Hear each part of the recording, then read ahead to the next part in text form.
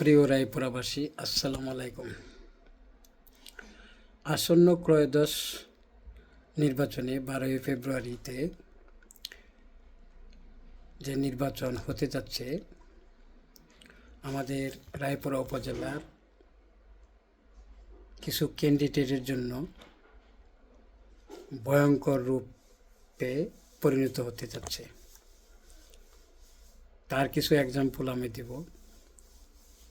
আমরা যারা মনে করতেছি আমরা জনপ্রিয়তার শীর্ষে, তার একটা এক্সাম্পল বা দুইটা এক্সাম্পল দিব। প্রিয় রায়পুরাবাসী, আপনারা জানেন এটা সম্ভবত আব্দুল আলী মৃধার সময় নির্বাচনের আগে জনপ্রিয়তা যাচাই করার জন্য সিরাজনগর মাঠে একটি জনসভা দিয়েছিল।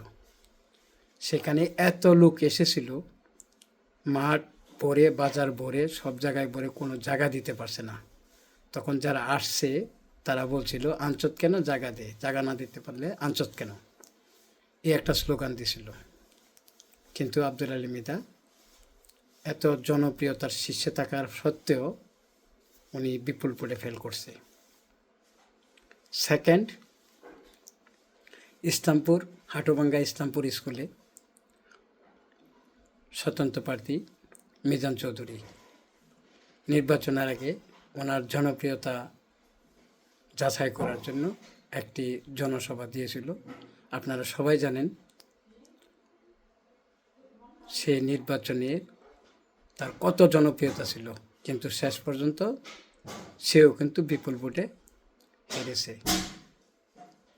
আমরা যদি ওই দিকে লক্ষ্য করি, এখন বর্তমান পরিস্থিতিতে আমরা চিন্তা করি যে আমার জনপ্রিয়তা আকাশচুম্বী, সেটা হবে আমাদের ভুল।